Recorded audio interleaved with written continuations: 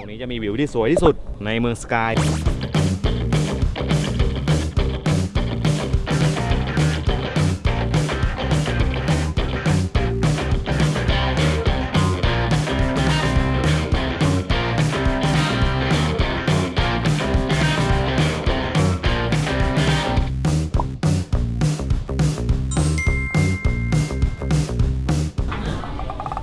ครับผมนะวันที่2แล้วนะครับวันนี้เราจะไปเมืองรอบๆของมันดาเลย์นะครับมีอัมพุระใช่ป่าวะชื่อนี้ป่าวะเมืองสกายแล้วก็วัดสกายวัดสกาย ชื่อเมืองมันเป็นชื่อเมืองเมืองสกาย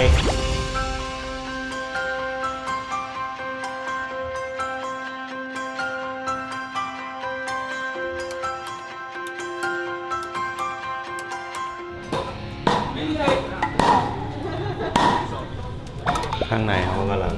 ทำให้เป็นแผ่นๆนะครับก่อนเอาไปแปะกันแต่ว่าของไทยเดี๋ยวนี้ไม่เป็นทองแท้แล้วนะบางเจ้าเท่านั้นนะที่เป็นทองแท้โอ้โหงานโคตรประณีตครับผม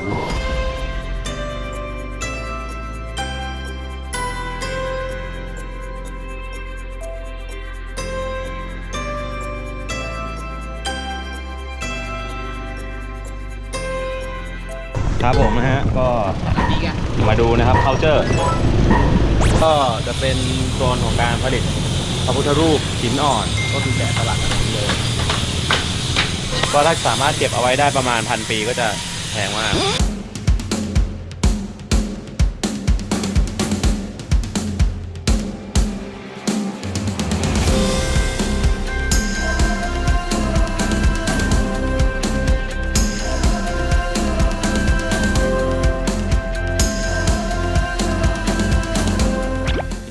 วัดมหากันดายนครับก็คือเขาพาเรามาดูนะครับเป็นพิธีหนึ่งที่ศักดิ์สิทธิ์ของที่นี่นะครับเพราะว่านี่เป็นเหมือนวิทยาลัยสงฆ์ที่ใหญ่ที่สุดมีพระประมาณ1,000 รูปแล้วก็หลายประเทศเป็นช่วงเวลาฉันเพลพอดีก็จะมีเหมือนมาบิณฑบาตตรงนี้ก็จะมีชาวบ้านนะครับจากหลากหลายเลยมาใส่บาตรกันตรงนี้ Do you bring it from home? Yes อ๋อเขามาจากบ้านกัน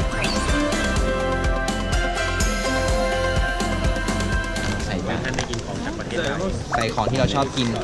นะครับเราก็จะได้กินบ่อยๆดูรถเป็นยังไงอะครับก็จะมีล้อก่อนแล้วก็จะมีตัวถังครับผม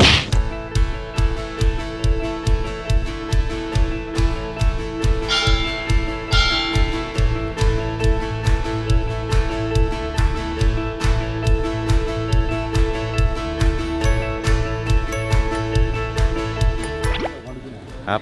โอ้ยังไม่หมดนะมาเรื่อยๆแถวมันตั้งไม่ได้น้อยกว่าพระอีกคือพระมีเยอะกว่าคนมาถวาย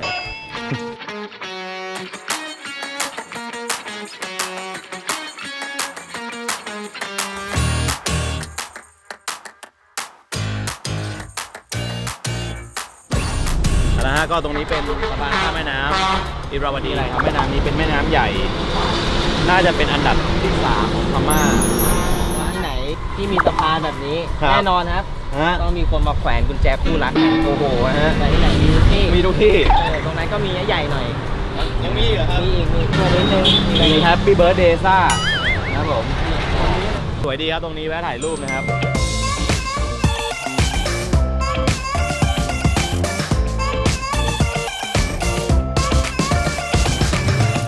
อยู่ที่เมืองสกายนะครับมีฉายาว่าวัด30 ถ้ำที่มาของ30 ถ้ำครับคือตรงนี้ครับ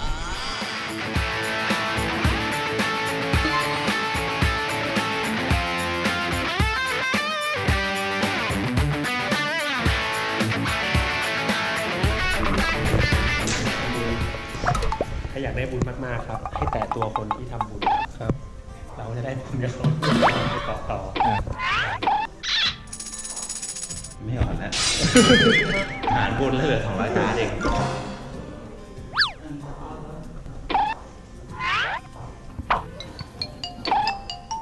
แบ่งกันไปบุญพี่เยอะบาปเยอะกว่า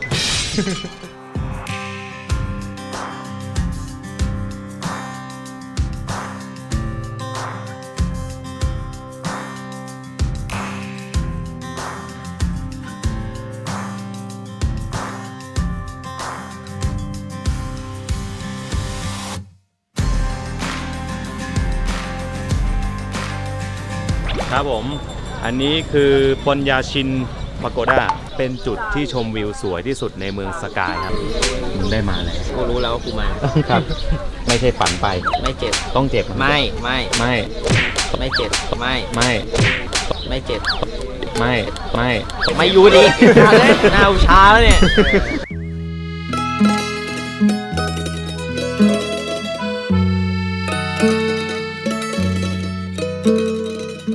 จ่ายค่ากล้องเลยเหรอพี่ แต่ค่ากล้องครับตอนเข้าจะมีค่าจ่ายค่ากล้องถ้าเป็นกล้องภาพนิ่งเป็นคาเมล่าเนี่ยจะ 300 ถ้าเป็นกล้องวิดีโอจะ 500 ก็คือจ่ายไปไม่เป็นไรเขาทำบุญครับ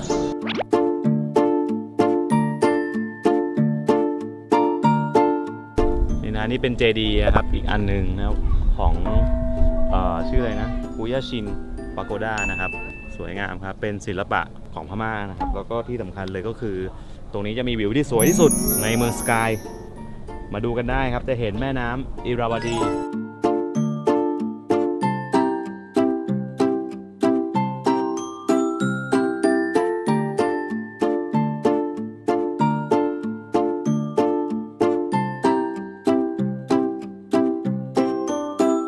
อันนี้เป็นเขาบอกว่ากบเนี่ยให้ขอเรื่องโชคลาภซื้อหวยถูกหวยดิวงานได้งานใหญ่ แล้วต้องทำไงต่อหยอดแล้วก็รูปเหรอ รูปขอบอกว่าช่วยด้วย ถ้าเข้าใจไม่ผิดน่าจะทำแบบนั้น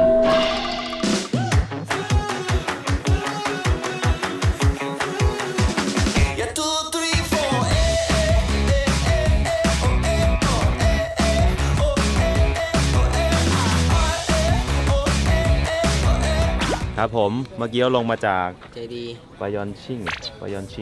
ตอนนี้มาที่ไหนครับพี่ตี ร้านอาหารนะครับ เป็นอาหารอะไรครับ อาหารไทย โอเคเดี๋ยวไปดูครับร้านอาหารไทย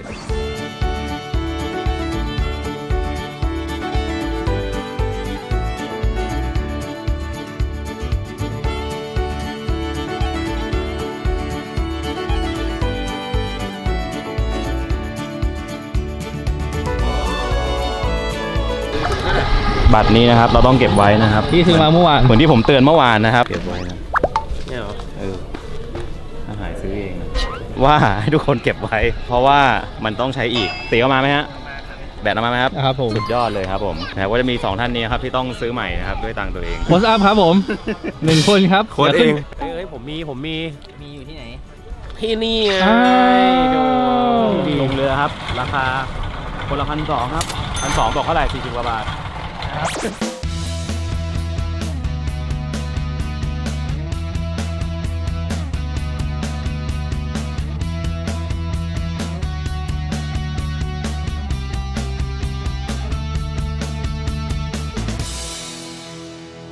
มาถึงนะครับนี่คือเมืองอันวะหรือว่าอินวานะครับให้เป็นเมืองหลวงถึง5 ครั้งประมาณ360 ปีนะครับตั้งแต่ราชวงศ์อังวะราชวงศ์ตองอูแล้วก็รองพญาคือถูกปล้นสะดมหลายรอบแล้วก็ฟื้นฟูใหม่จนสุดท้ายครับปล่อยทิ้งร้างแล้วมีช่วงหนึ่งที่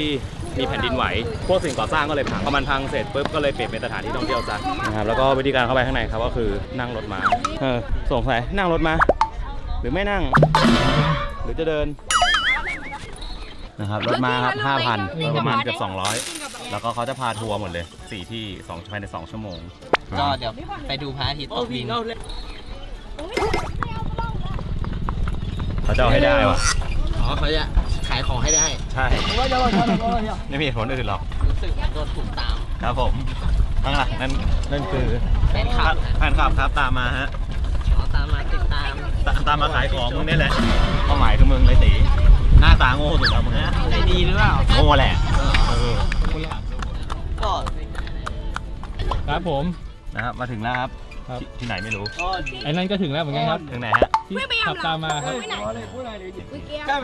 เนี่ยตีได้รับการบริการครับ มีติ๊ปแน่นอน Okay, you how much you pay? I discount you. นั่นไง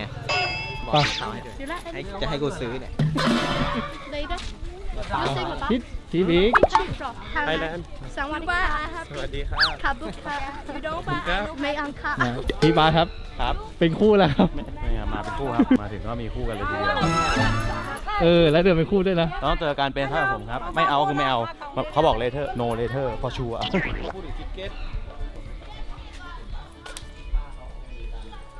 และนี่คือบากายาโมนนาเซอรี่ครับผม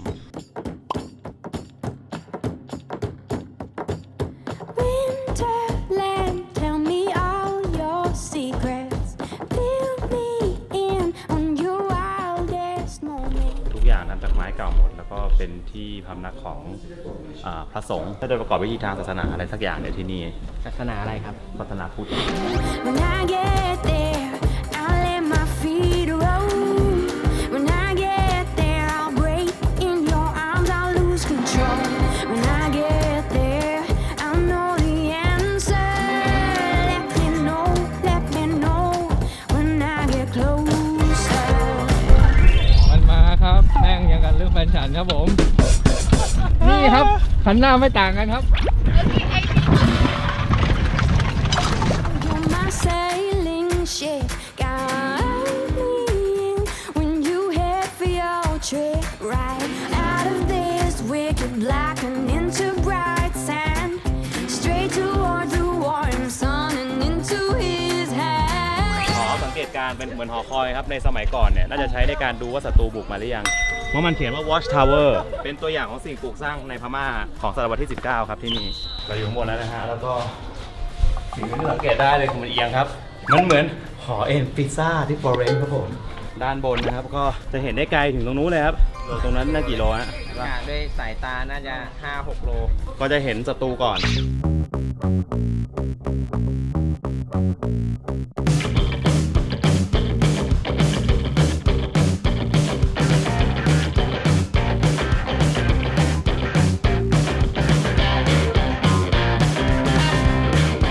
สรุปแล้วนะครับ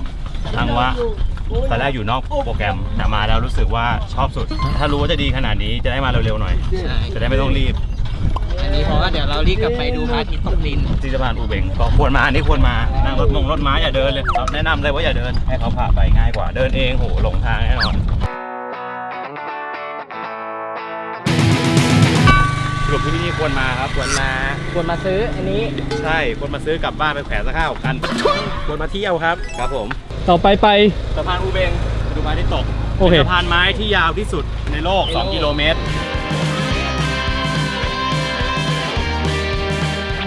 ถึงแล้วครับสะพานไม้ยังไม่ถึงครับจอดรถและตอนนี้ครับเราอยู่ที่สะพานไม้อูเบงสะพานไม้ที่ยาวที่สุดในโลกและอาจจะเห็นว่าที่นี่พระอาทิตย์กำลังตกดินและนี่คือวิวที่สวยที่สุดว้าวมันดีมากเลยคุณต้องมาดูด้วยตาตัวเองที่นี่สะพานไม้อูเบงอมราปุระประเทศพม่าเมืองมาดาเลนั่นเอง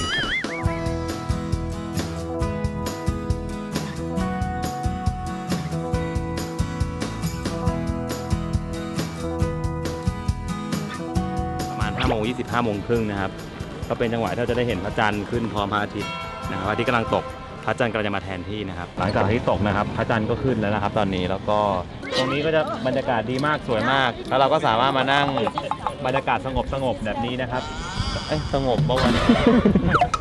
ตอนนี้แสงจันทร์ทอดผ่านถ้าตอนนี้เราโยนไก่เข้าไปจะกลายเป็นไก่ทอดทันทีนี่คือร้าน โกลเด้นดัก ตัวร้านนี้คือร้านอร่อย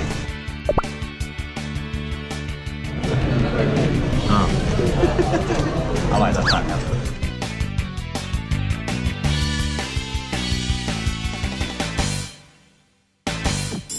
นี่คือราคาครับ 55,000 ครับ วันนี้ก็จบสิ้นกันทีครับ ไม่ว่าชาตินี้ชาติไหน ครับ ได้บุญมหาศาล บุญมหาศาลมากครับตอนนี้รู้สึกเป็นคนดีอย่างมีความสุขเดี๋ยวพรุ่งนี้ตอน8 โมงครึ่งครับเราจะมารับไปท่าเรือจะไปมิงกุงนะครับแล้วก็กลับมาแล้วก็ไปมันดาเลย์พาเลทนะครับคืนนี้ราตรีสวัสดิ์ครับผมสวัสดีครับ บาย บ๊ายบาย